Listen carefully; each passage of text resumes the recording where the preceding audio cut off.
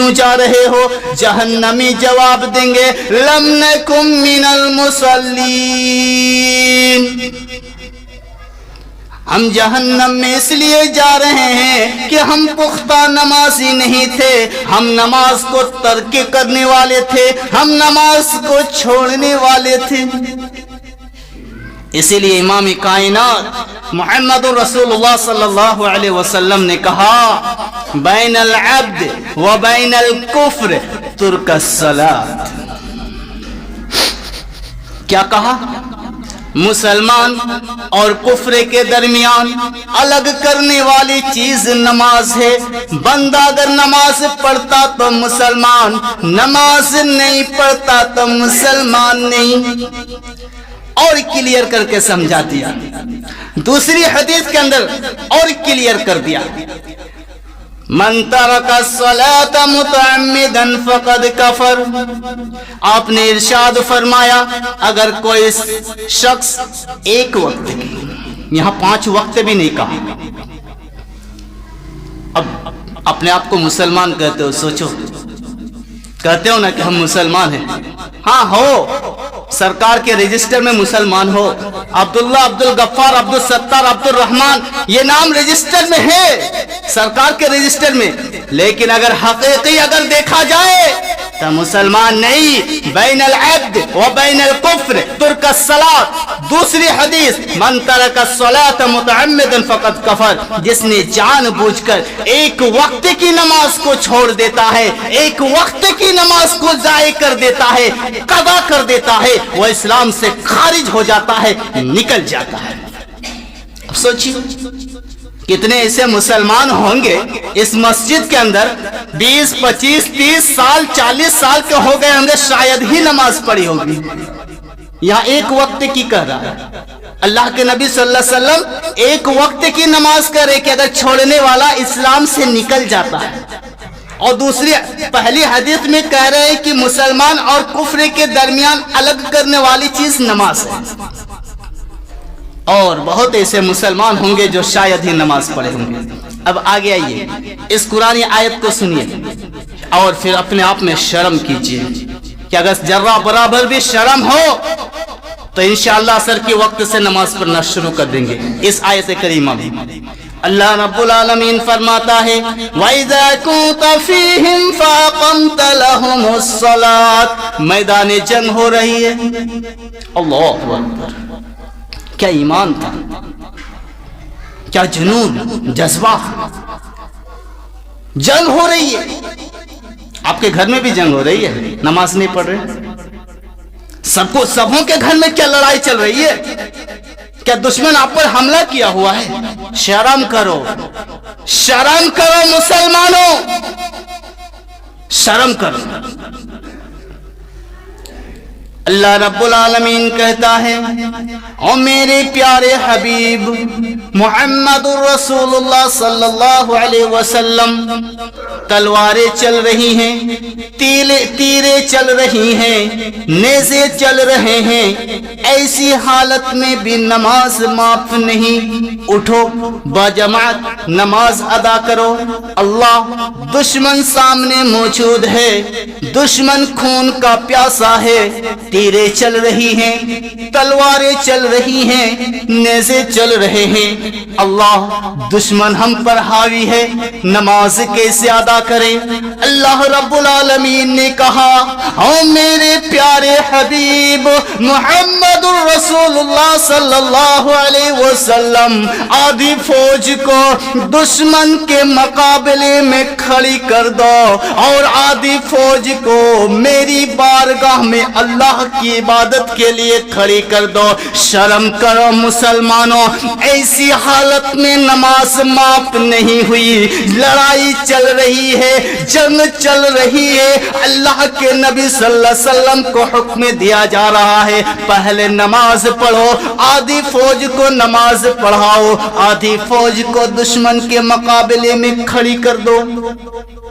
आज हम दुकानों में बैठे हुए कारोबार में मशरूफ हैं, کھانے کا وقت ہے، پینے کا وقت ہے، بیوی بچوں سے وقت گزارنے کا وقت ہے، نیا سال منانے کا وقت ہے، جسم کے اندر طاقت ہے، کروڑوں کا بزنس کرنے کا وقت ہے، ایک دوسرے سے بڑھ چڑھ کر گھر بنانے کا وقت ہے، لیکن نماز پڑھنے کا وقت نہیں ہے۔ ہم مسلمان ہیں، دعویٰ کرتے ہیں کہ ہم مسلمان ہیں، دوسرے کو کہتے وہ تو دوسرا ہے، ہم مسلمان ہم سے بہتر ہے۔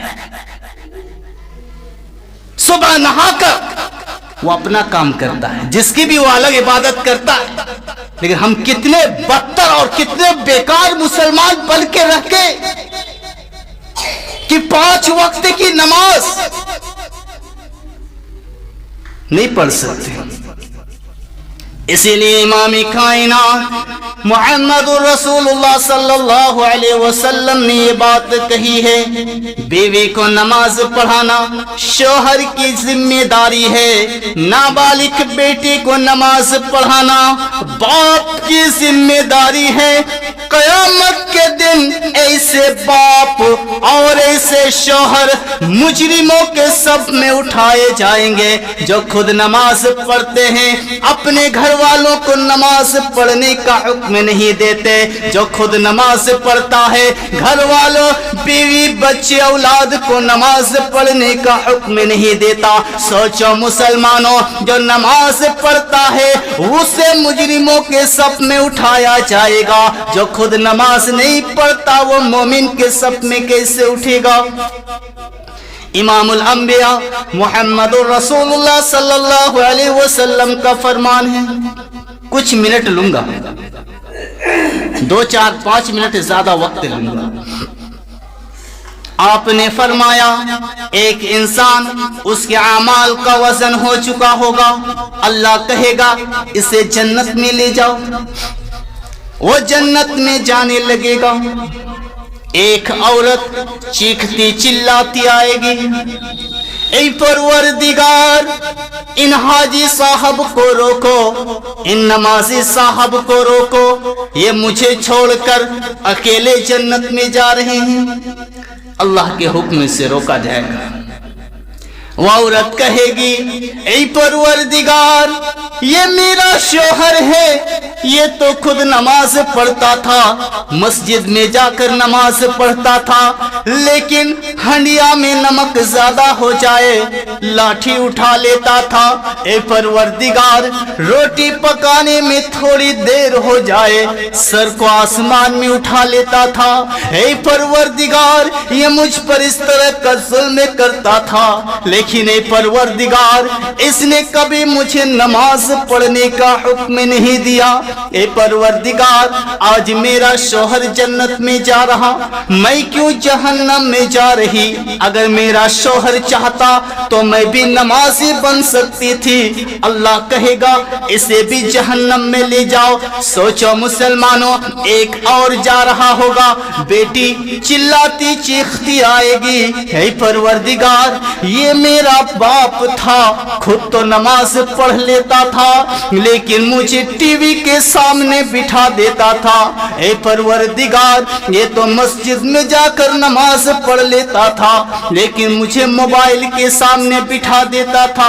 اگر میرا باپ چاہتا تو میں کبھی بھی نماز سے غافل نہیں ہو سکتی، کبھی میں نماز چھوڑ نہیں سکتی۔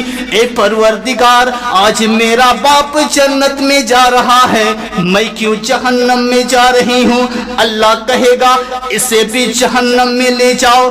چھوٹی بہن آئے گی، اس کے مقابلے میں اسے بھی جہنم میں پھینک دیا جائے گا۔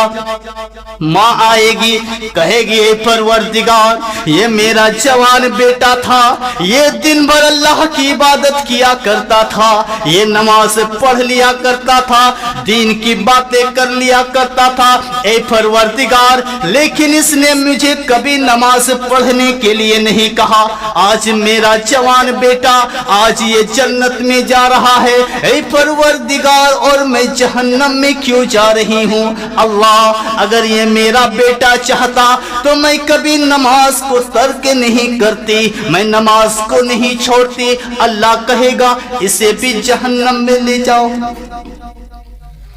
ایک نمازی انسان اپنے 4 بے نمازی رشتہ دار کی وجہ سے اگر جہنم میں جا سکتا ہے تو جو خود نماز نہیں پڑھتا وہ جنت میں کیسے جا سکتا؟ جو خود نماز نہیں پڑھتا وہ جنت میں کیسے جا سکتا ہے؟ اور ساری بیماری کی جڑ کیا ہے؟ یہ دنیا ہے۔ ساری بیماری کی جڑ یہ دنیا ہے۔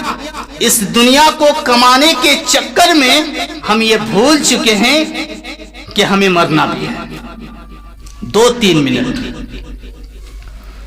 اللہ کے نبی صلی اللہ علیہ وسلم نے کہا اس دنیا کی حیثیت آخرت کے مقابلے میں ایسی ہے جیسے کہ سمندر میں ایک بوند پانی کی حیثیت ہوتی ہے۔ سمندر میں ایک بوند پانی کی حیثیت ہوتی ہے۔ کتنے بیکار ہیں یہ مسلمان، کتنے نالائق ہیں یہ مسلمان، کتنے کم سوچنے والے ہیں یہ مسلمان کہ ایک بوند پانی کے لیے سمندر کو ٹھکرا رہے ہیں۔ کتنے احمق ہیں یہ مسلمان، کتنے نادان ہیں یہ مسلمان، کتنے بد نصیب ہیں یہ مسلمان کہ 60 سالہ زندگی کے لیے لاکھوں سالہ زندگی کو برباد کر رہے ہیں۔ اللہ کے نبی صلی اللہ علیہ وسلم نے کہا جب بھی کوئی مر جاتا ہے، جب اسے دفنا کر لوگ چلے آتے ہیں، ترنت وہاں پر فرشتے آ جاتے ہیں۔ فرشتے اسے سوال و جواب کرتے ہیں۔ اگر وہ نمازی ہے وقت کو دیکھتا ہے کہ ابھی عصر کا وقت ہو رہا ہے۔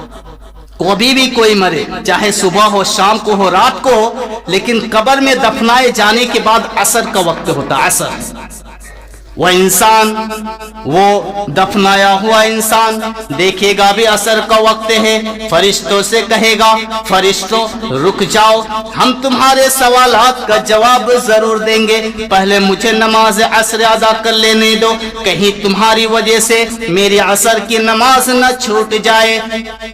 فرشتے اسے پھر اس طرح سلا کر چلے جائیں گے جس طرح کہ نئی نویلی دلہن کو رشتہ دار پیار سے سلا کر چلے جاتے ہیں۔ فرشتے اسے سلا کر چلے جائیں گے، کہیں گے کہ تم سے سوال و جواب کی ضرورت نہیں۔ یہ کون کہے گا مجھے نماز پڑھنی ہے؟ جو دنیا میں نماز پڑھ کے مرا ہے۔ اور اللہ کے نبی کا فرمان ہے جو بے نمازی مر جاتا ہے اللہ رب العالمین فرشتوں سے کہتا ہے او میرے فرشتوں قیامت کا انتظار نہ کرو، قیامت آنے کا انتظار نہ کرو، بلکہ اس کی قبر ہی کو جہنم بنا دو، جب تک قیامت نہ آ جاتی اسے مارتے رہو، پیٹتے رہو، اتنا مارو کہ اسے لگے کہ یہی جہنم ہے۔ اسی لیے علماء نے کہا ہے کہ بے نمازی کی جنازہ پڑھنا بھی جائز نہیں ہے۔ جو نماز نہیں پڑھتا، یہاں تک کہہ دیا کہ جو نماز نہیں پڑھتا اسے مسلمانوں کی قبرستان میں بھی دفن نہیں کرنا چاہیے۔ سوچو حیثیت کیا ہے تمہاری مسلمانوں، او بے نمازیوں، تمہاری حیثیت اتنی گھٹیا ہو چکی کہ تمہیں پھینک دینا چاہیے، قبرستان میں دفن نہیں کرنا چاہیے۔ علماء کا قول ہے کہ بے نمازی جو ہوگا اسے دفنایا نہ جائے اور اس کی جنازہ نماز بھی نہیں پڑھی جائے، اسے پھینک دیا جائے یا رکھ دیا جائے، لیکن اسے مسلمانوں کی قبرستان میں دفن نہ کیا جائے۔